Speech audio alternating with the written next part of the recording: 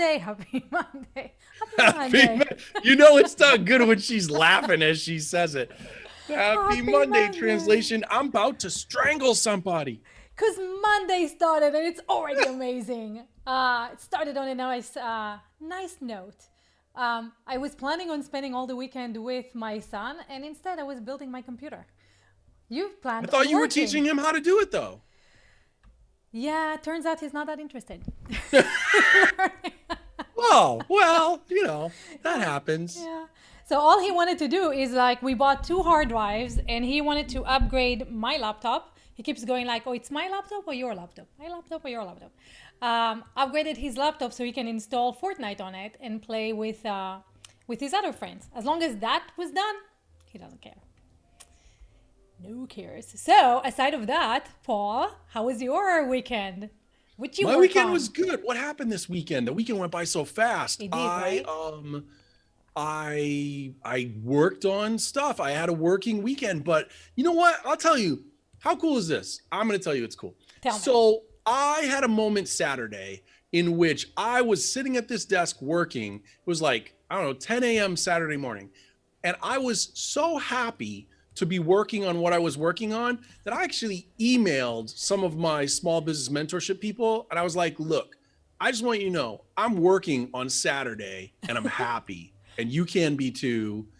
And it's Oh, all just like, what are you working on? Like, if you're working on the stuff that you choose and you're working on the stuff that you find value in, who cares that you're working on a Saturday? Like, other that's people true. are like, oh, you work on the weekend? Yeah, I do work on the weekend when I work on what I'm passionate about and I'm excited and I was so happy in that moment. And I was like, that's important to Flow. celebrate those moments, you know? It's so true, right? Because we kind of like forget. We forget the moment. Someone was on a call with Eric Rogel that we interviewed a while back, who's putting up a men's summit. By the way, guys, look it up.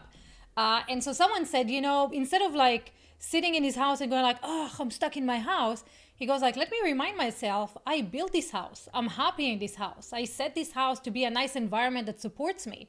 So he actually wrote down like, I love my house and the way that it makes me feel. And Yep. a lot of people kind of like, you forget you're not stuck in your house, you're safe in your house. So reframing, we talked about that a lot. Yeah, so fantastic. What you work on? I worked on So, I've told you multiple times about that online wellness conference that Uh I huh. did. Yep. That was just the first phase in a bigger project where I want to have an online community that's dedicated to wellness. Uh huh. And so I was working on this website that I have where I'm doing like membership stuff that I've never done before, like that provides, even though it's my site, it makes it more like a social media user experience a little bit, Right. Right. not Right. on Right. any kind of scale like Facebook or LinkedIn or that Right. stuff, but just a little bit more. Yeah. It's my first time doing that. So I was excited to be learning something new and setting it up. And as I was setting it up, I was thinking about I was like, this is the vision. Like, I'm like, if I do this the right way, people can be on this site and they can connect with other people. It's almost like I don't know how to explain it because you'd think, yeah, the way people communicate and connect on Facebook or LinkedIn, or you go, yeah, but if they're on this site, it's almost like taking a group from Facebook Mm-hmm. and making a site that's just for a group. Do you know what I mean? Like where it's more niched Yep. and Totally. the people who are there, they want to be there to work on how do you be happier? How do you be healthier? How do you be more abundant? And then they could friend each other and make new connections. And I started seeing the like beyond my initial vision of it to like how far it could really go. And I just got so excited. I got like so crazy excited thinking about how much it could really help people to have a place that's not just like their neighbors and their family members like taking pictures of what they ate for lunch, but like people coming together with a common interest Yep. and being like, let's all really support each other in this space. I That love makes that you sense? say that totally, because that's like that's my vision for the world, right?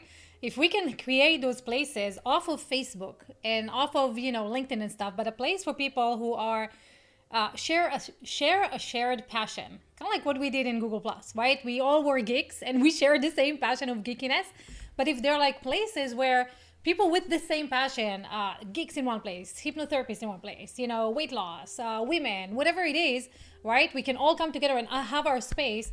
to connect with each other, then we feel like we belong. And if we feel like we belong, my vision is that it will ripple and we'll have happier families and happier friends and happier neighbors. So I love that you're taking that. Before you continue, Michael Daniel said he worked Saturday and Sunday working on his live Friday game show for a new game he's creating. High five, Michael. And thanks for stopping by and So let me saying go hi. further with that, because Yeah. Mike Daniels came up on Saturday. How Yeah. about that? This is so cool. So I never knew Michael well. I know you know him a Yeah. little better because you were more plugged into what he was doing in the old Google Plus days. But I did something last week. I had a live panel. I did a live panel on Zoom with my experts from this site that I'm working on, and Mark Barris, who was another contemporary from the Google Plus world. He caught that live panel on Zoom. He stuck around when I got done. He was still in like the green room kind of, and he heard me talking to my experts about what we were doing with updating the site and developing the site. And he jumped into the site because I don't have a whole bunch of security on the site right now. I'm really building it knowing that most of the world doesn't know it exists. Right. And he made an account for himself, and he logged in and made an account, which is okay. It's fine. And then he messaged me and he goes, what are you doing with this thing? And so I explained the vision of it to him. And he's like, that is awesome. And I will help you however I can. He was so nice. And That's so so then cool. Saturday, when I was working on stuff, I had a problem with my WordPress. And I said, all right, buddy, you asked for it. Here goes. I messaged him and I was like, and he goes, yeah. So he got on, he helped me solve it. And then when we were talking, he goes, you really ought to reconnect with Michael Daniels. And I was like, I never even knew him. And he goes, that guy's awesome. He's like, you need to start paying attention to what he's doing now and what he's always been doing all along. He's like, because there's going to be some way that what he shares will help you. He's like, So yeah. So shout out to Michael Daniels, Yeah. because amen to Google Plus and amen, brother, because we created relationships that transcend all that stuff. So amen to that. Right? Still talking about it. Still 9 talking years about it, later. right? But Michael is amazing. And Michael has a community. Michael, if you put that in the comments, I'll mention it. He has a community, super affordable. You get access to him. You get to geek out with a few other amazing plussers over there. And all they're talking about is live streaming and tech. And they're having some fun with games. Super affordable, amazing. These guys actually, like, the relationships that they've created, they're driving to meet each other and just like tease each other in real time. And that's cool. yeah, really fantastic. So definitely plug into Michael. He's really cool. He does game shows every weekend, I believe. Subscribe to his channel and click that button, the bell, click the bell so that you're notified every time he goes live, because he does a lot of fun stuff. So Michael, if you want to come in and tell everybody where to find you, so hop on in. It's viralconnectivity.com/live. Anyone who wants to hop on in, and we'll connect all of you together. So it's fantastic. So using the weekend to work and do stuff you love is one of the fun stuff that allows that we can do as entrepreneurs in our house. It's great. And Donald Brandt is here. Hey, Donald. Good to see you. So we wanted Monday Musing is just us chit-chatting about what's happening in our world and what's happening in everybody's world and how the weekend went and what's happening on Monday, so that we can kind of like ease into the weekend. And so one of the things that Paul, you shared is this article. Let's see. There it is. This article, China's devoice spike is a warning to the rest of the lockdown world. Right. So do you think that's, we're going to have more divorce than babies? Oh my gosh. I don't know about that. This is one of those weird things where, from my personal development background and my work as a hypnotist and stuff, if I was sitting in a room with 20 hypnotists, they would be like, dude, don't be careful what you put out there when you say that stuff, and I'm like, yeah, but look, like, it's not just being like negative thinking to sit back and go, there are a lot of people together who probably shouldn't be together. And then if you force them to be together all the time and they can't get away from each other by going to work every day, there's going to be some people who really realize, like, this is nuts. I need to not be with this person anymore. Like, right? Like there's Yeah. I just think that's I don't think that's negative thinking. I think that's reasonable. Like human beings avoid their pain points Yeah. often instead of addressing them, right? So Right. if you have if your partner is a pain point, there's one of the sad realities about people is that a lot of human beings, instead of being like, hey, we gotta talk about this, Right. they'll be like, nope, I'm just gonna work harder. And not just work harder, right? Because alcohol Yeah. consumption went up, sex toys consumption went up, um, porn consumption went up. So, and people are just like, closing themselves up in their rooms with their devices. Um, and yeah, not confronting. So maybe one of the shows that we should do is how to have healthy communication with people. Um, You because need more than one show for that, sister. what's more than one show? We'd have to have a Yeah. week-long series. Yeah, I mean, Oh, no. it's what it is. Think about like, I mean, it's just a sad look. The reality is when you have 8 billion, nearly 8 billion people on the planet now, Yeah. I think a lot of times we lose track of how big that number really is and the diversity of human experiences at that scale. Like there are people who brought children into this world who regret having children. And Yeah. now they're sequestered in quarantine with their children who they wish they hadn't brought into the world. Like that is a real thing. And there are people who married because they thought it was going to solve a problem and it wasn't and it didn't. And now they're quarantined. Like that stuff's real, you know? And Yeah. like if you're a person who is struggling with some aspect of your life enough in the first place that you did a big thing like that, hoping it would fix it, Yeah. it probably means like you're probably not in a place where again, I don't want to say anything that sounds judgmental. I'm not trying to do that. I'm just saying, I think it's real and human to say that some of those people, they're not going to have the skills to go, okay, now I recognize this and I should do something about it. They're going to feel like I'm screwed. What do I do? Like, Right. know, Right. like Yeah. And there's no it's one to tough. talk to, and I'm here by myself. And Yeah. this, Robert Christian from Twitter says, like the dude in Nova Scotia who snapped on his family. Yeah, sad. Yeah. This was it yesterday? I think might have Really? been yesterday. Yeah, a guy basically did a like, almost like a school shooting, but since nothing was in session, he just did it locally in his town and a big What? car chase and yeah. Oh my God. Yeah. The old version for when you and I were kids, maybe you weren't probably here in the States, is they used to call that going postal, right? Because Yeah. the first time that mass shootings showed up, a lot of time in our culture were postal workers who would snap at work. And then it went away from the focus on that to school shootings. And, it's the same kinds of behavior in different settings. So So sad. this is the benefit of not being connected to the news. Like all the bad stuff, kind of like, really, Yeah. that happened. Yeah. Absolutely. And he also says children don't listen. Well, there Children are don't, ways. children don't listen. You know what? Neither don't do listen. grown-ups. Yeah, that's true. Beings don't listen. Human beings don't listen. That's true. I started with my son. I'm like, you know what? Every time I have to say something 3 times, it costs you 20 cents. And I completely forgot about this, right? And now you have a new car. And now I have a new car. Wait, I completely forgot about this. And the first 20 cents were just sitting at the middle of our dining table. And after he paid for his hard drive, he paid it out of his own money. And because I said, this is a want, not a need. So if it's a want, you have to pay for it. And you're earning enough money from interest. So you can pay for it. So he paid for it.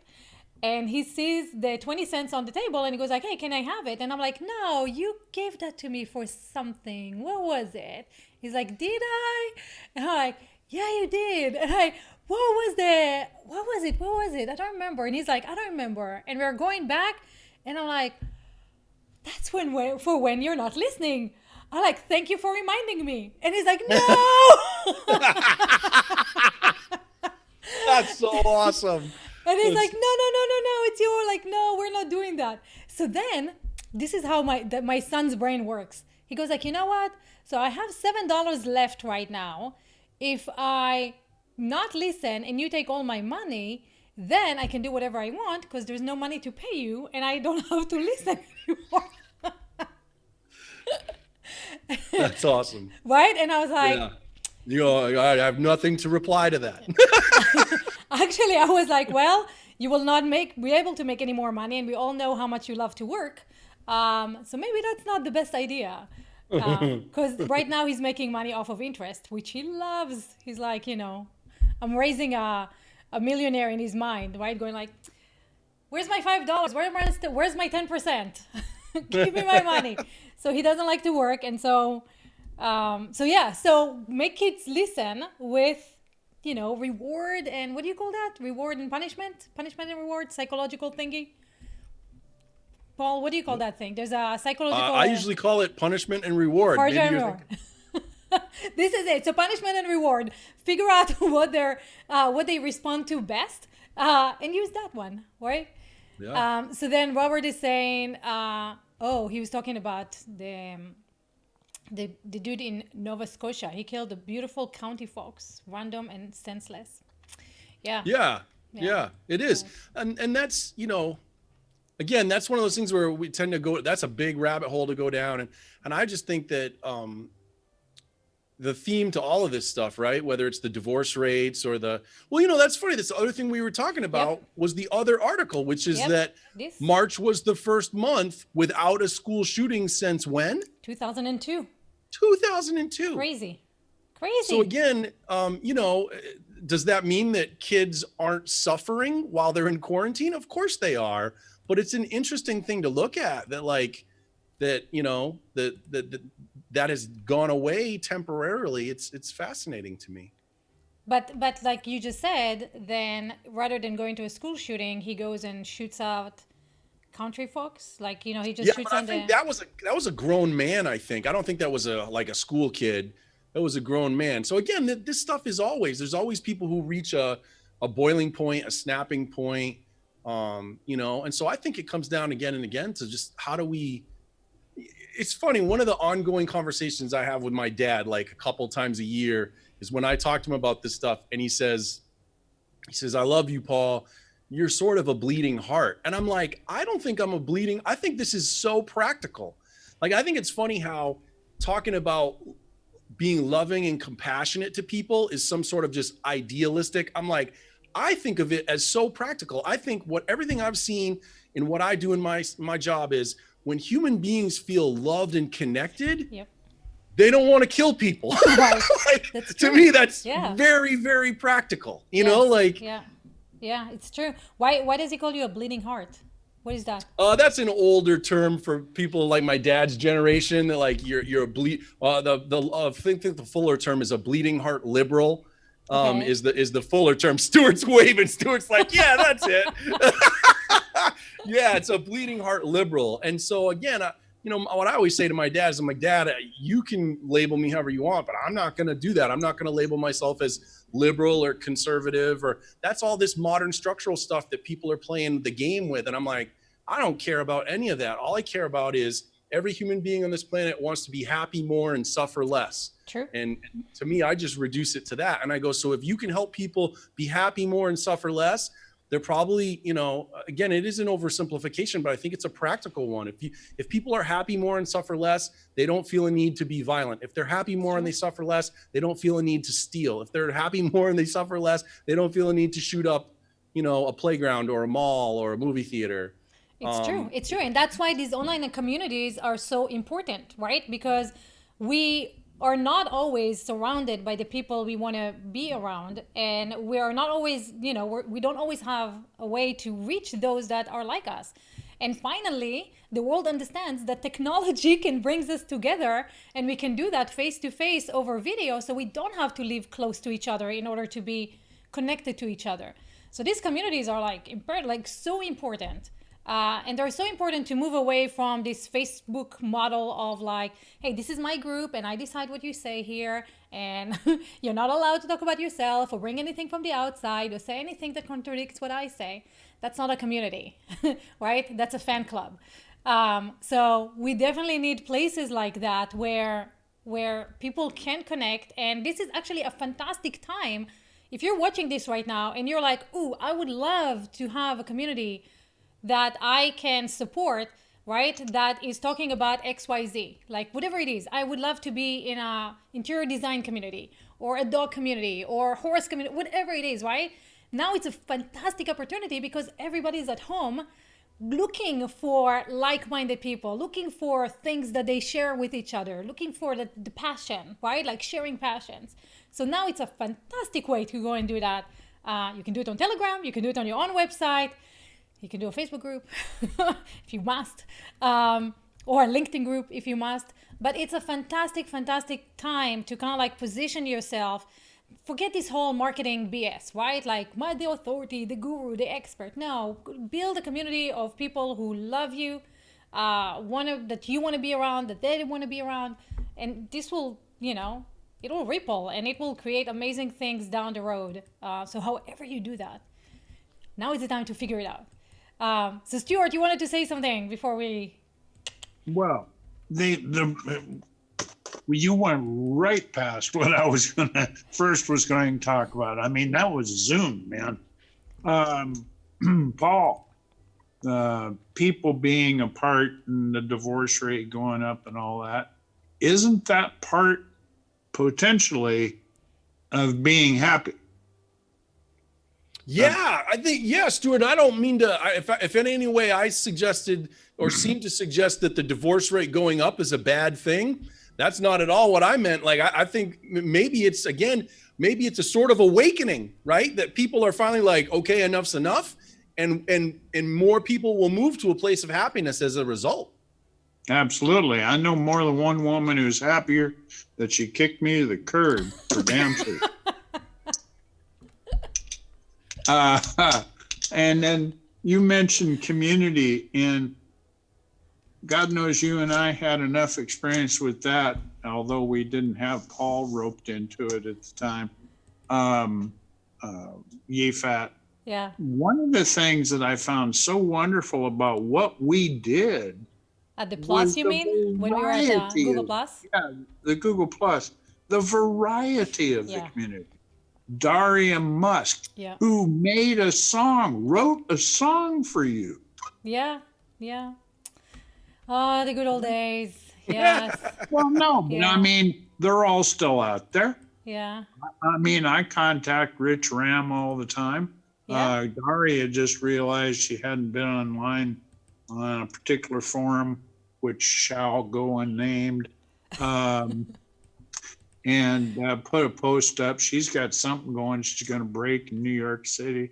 Oh, nice. I mean, all the people that we knew are out there. If we just reach out and contact them and find some way to drag them into one of these things, and then say, "Hey, man, how you doing?" Paul's down in Australia playing his guitar.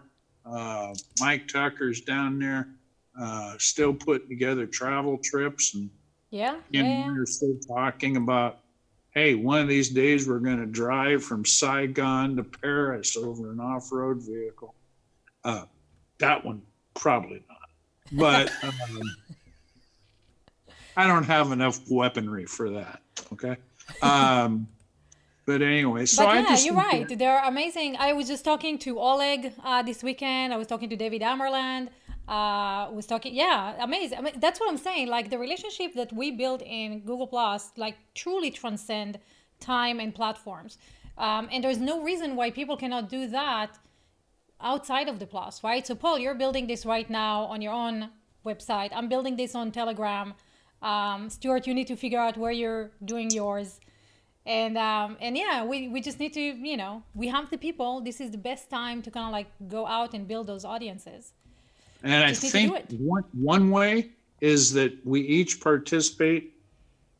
I think it's possible for us to participate in others' groups and find that there are some people in that group that are interested in whatever it is my passion is for that group. Totally. And may well jump over, and now they're members of both groups. Yeah. We certainly found that true before. So, Paul, I would be banging on your door real hard the day I open something up. Well, Did you can pull him read, in. did you ever Oh, read yeah. Malcolm Gladwell's book Outliers? Of course. You want my copy over here? No, I have a copy. I was just thinking, whenever you guys, and I know I do it too, but you guys do it more easily.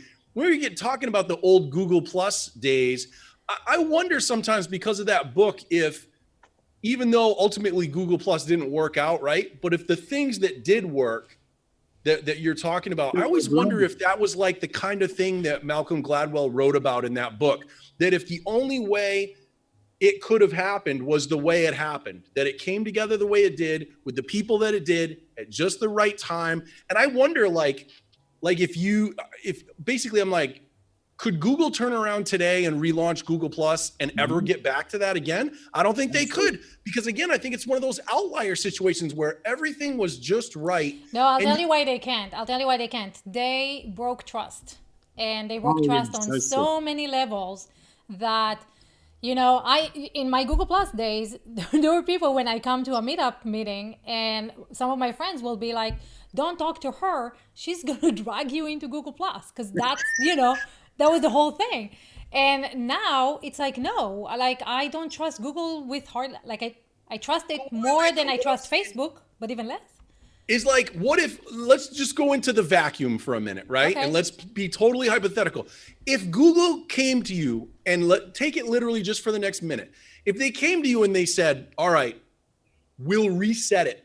We'll put everything back to the way it was and we'll leave it alone. We'll reset all of you and all of it when it was the way it was at the height of it, what you're calling working. Right. Could you go back to it and would it work the same? So I sure as hell would try. yeah, but here, will it work the same? So are you saying like, will it, with today's knowledge of everything that we're doing today, if they put everything that was there now, with us, with what we know right now, will it work the same? Is that what you're asking? Yeah, sort of, because what I'm wondering about is we tend to just want to blame Google for its ultimate failure. And I totally get that, right? It's going to be laid at their feet more than anything. But I'm like, but was part of what made it work not just what they were doing at the time that it worked, but what all of us were doing at the time that it worked, and all of the factors that came together, that some of them Google can't control at all because they were truly outside of Google. Could you go back and have it be that way, or are those factors gone and you just can never recapture them again? Yeah, so I don't think they're gone. Michael Daniel says he would go back, and he says Google Plus was the best thing because of Hangouts and video. Is why, guys, don't type so quickly. And he goes like, because of Hangouts and video is why it was so successful as a true social media. All this other crud is not social at all. It took a pandemic for other folks to realize what we've known for years and years. And you're you're right. So here's the beauty of Google Plus. That's why it wouldn't work again. And that's why it wouldn't work again. Everybody's discovered multiple platforms. Multiple platforms are being created that are absolutely horrid, but they're being created and used. You know, so now we didn't have free audio. We didn't have free video. No, but it's not. I started podcasting in 2003. Stuart. And I tried to find some way of going on video, please. And you know, if I had been a there, sure. Well, but here's then why Google Plus came and gave it to us.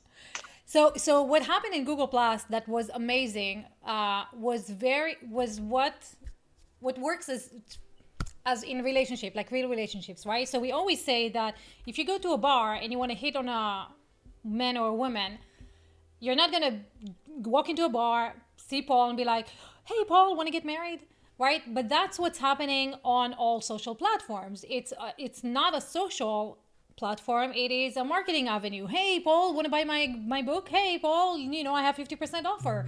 Like that's what's happening on social right now. So it's not a social thing.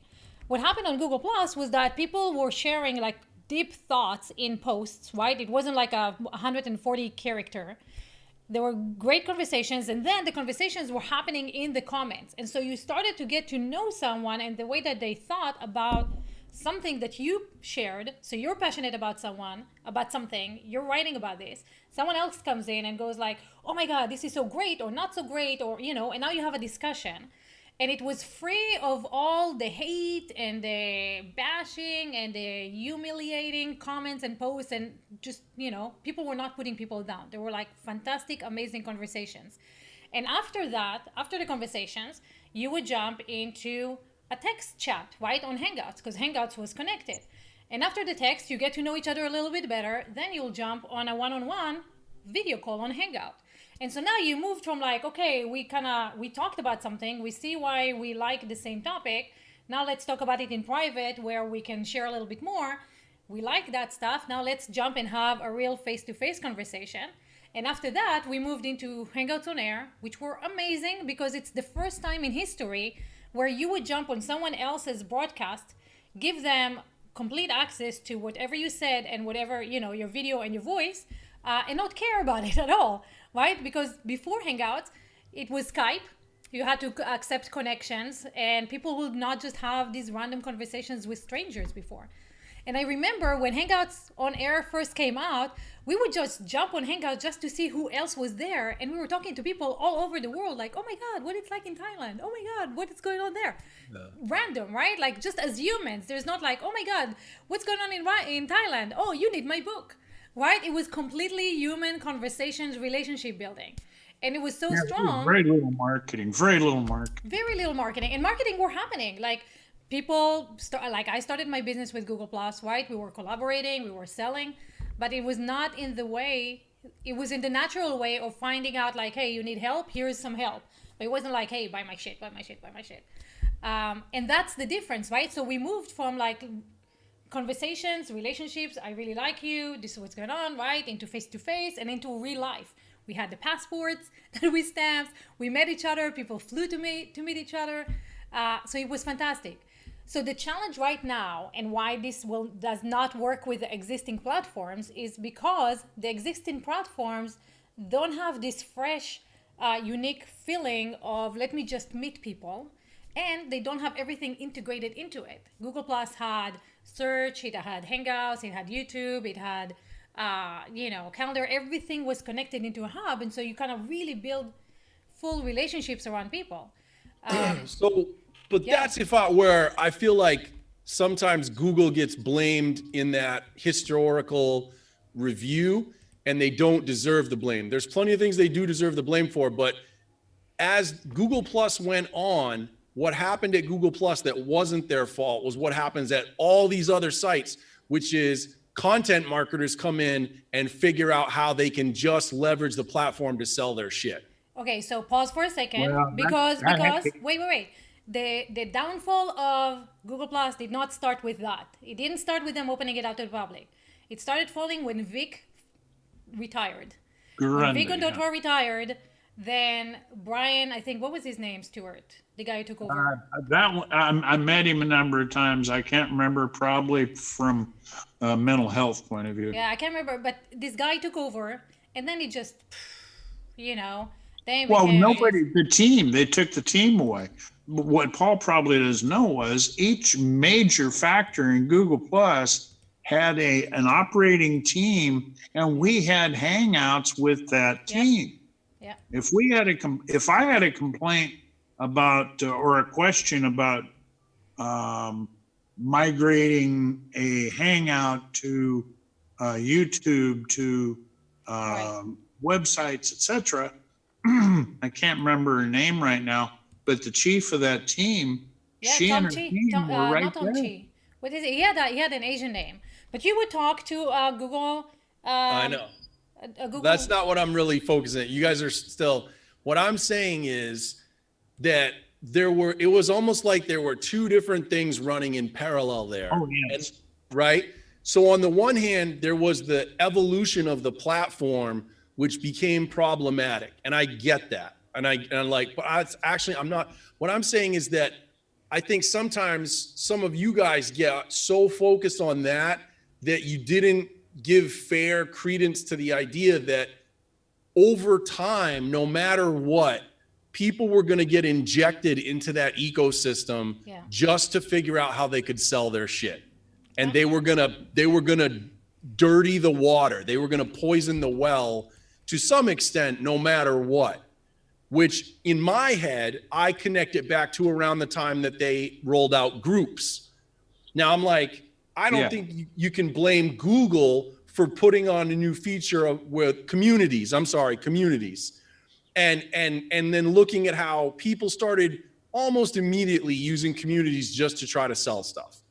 And I'm like, I don't know if you can just lay that at Google's feet. I think it was the unfortunate timing that regardless of whatever features they were rolling out at that point, people had been there, observed, watched, and were like, how can I use this to sell my stuff? Which I think transcends brands and platforms. That's what marketers do. Yeah, Does that make but sense? I agree with you. And in Google Plus, you will not see that stuff if you're not following those people. So you could live in your own beautiful circle of people that you just want to be connected to, and not even ever be approached, right? And in groups, you can ban all these people, like exactly the same way you do in Facebook. So it Yeah, wasn't. and one of the things that was critical at that period of time, exactly what Paul's talking about, one of the things that was really critical was the moderators, the Yeah. creator of the group. I had a fellow that I won't name because he actually changed his name to get away from it. There was another fellow and I in Europe, and we created two little groups for our own. One to create material that we just wanted to save forever, and the other just for he and I to have a channel together.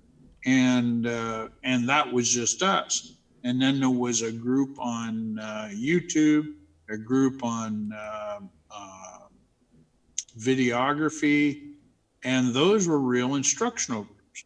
But I could also drop into a horse racing group and find plenty of trainers, etc., that were selling whatever it was. But you They didn't had. have to stay there. That's all I'm saying. You did not have Right, to right. stay in No, those you could book groups. out just as soon as you Yeah. wanted to. Absolutely. Yeah. So the beauty of Google Plus that does not exist on any other platforms is the circles, right? That was genius. So if I want to stay in touch with like 10 people or like follow up influencer, whatever on Facebook or LinkedIn, I can't do that. How do I build relationships with people online if I have no way of going like, I just want to see the content just from these guys?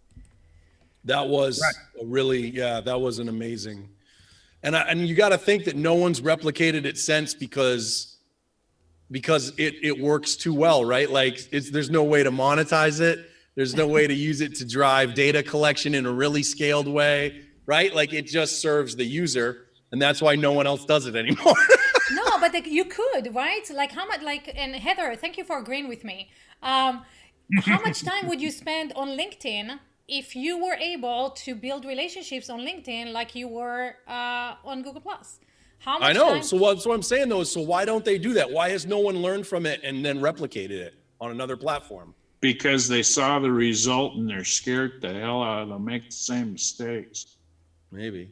Well, I don't know. I mean, like, look at That Facebook would right be a good now. Facebook is idea. duplicating Hangouts, right? So right now, Facebook is going all the stuff that was like, oh my God, Hangouts is so complicated. Now you have it in Messenger, all the layouts and all that stuff. I'm like, come on, right? So it's complicated for Google Hangouts, but it's not complicated for Facebook Messenger. Like, But you still can't go for multiple chats, can you? what's Multiple that? person chats on Messenger? What's that? You can't go for multiple person two-way chats on Messenger, can you? You can do video like exactly like Hangouts right now in Facebook Messenger. You can have more Oh, people in, yeah, and you can have, oh, yeah. They just by God, it shows you how much I know about certain things. but that's Um, what I'm saying. Like the path here, the path has been laid out and it worked. And look at us, we are still in touch and we are still, we've built relationships, right? So I think then the message is, don't build your home on rented properties. Doesn't matter if right. Facebook or Google or whatever does it, right? Go take that same concept and build that on your own platform or Telegram, right? Or your own platform, whatever. But build that. Take the take the beauty of Google Plus and make sure that you own the group that you build around your passion. And now it's the best time to do that. I'll say one thing, and you can mute me out, get me the hell out of this, because I talk too much.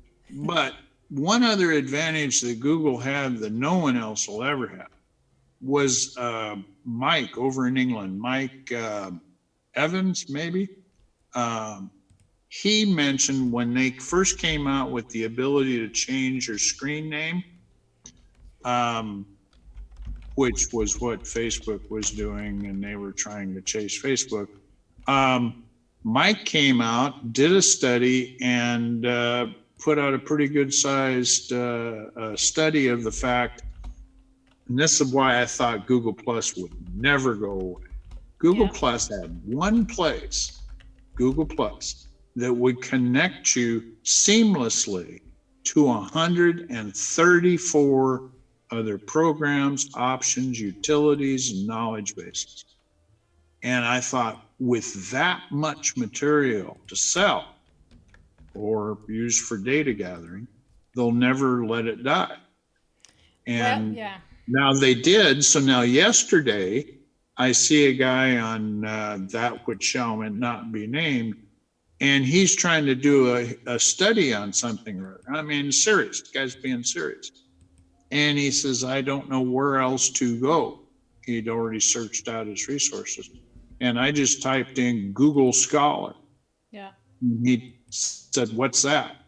And I said, it's the dissertation of almost every master's and doctorate degree in the United States for the last forever. I don't care what you're studying. There's something there. Go find Google Scholar.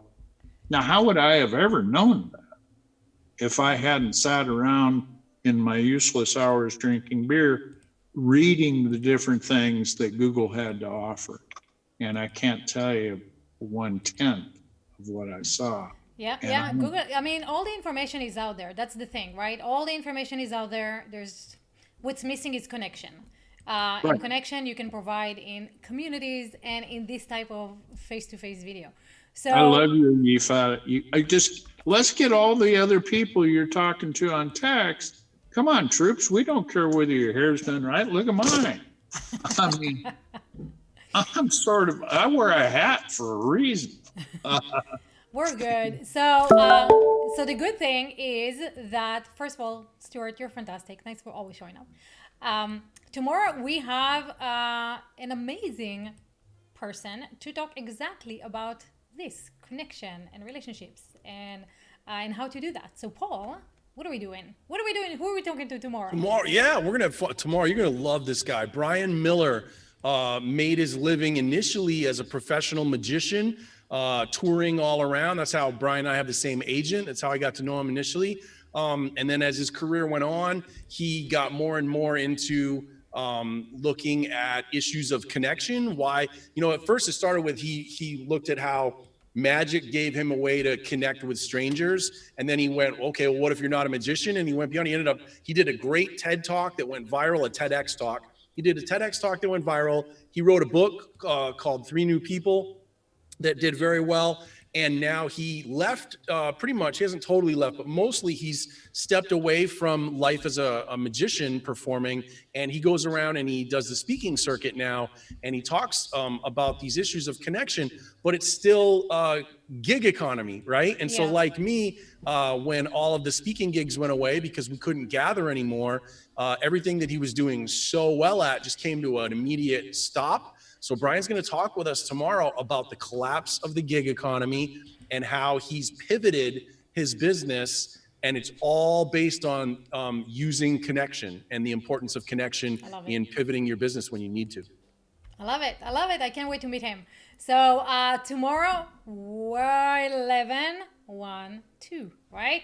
11 a.m. Pacific, 1 p.m. Central, 2 p.m. Eastern, right here on viralconnectivity.com/live is where you can hop in and let's talk about connection. Because if you guys are hearing us right now and you are like, I would love to create a community or an audience or a list of people that I can relate to and feel at home with, tomorrow is going to be the conversation for you.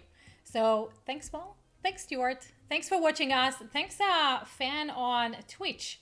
I'm not Ashkenazi. He's looking for an Ashkenazi girlfriend. That's on me. So so join us tomorrow. Thank you, Heather, for being here. Michael, Danielle, and everybody else. We'll see you tomorrow.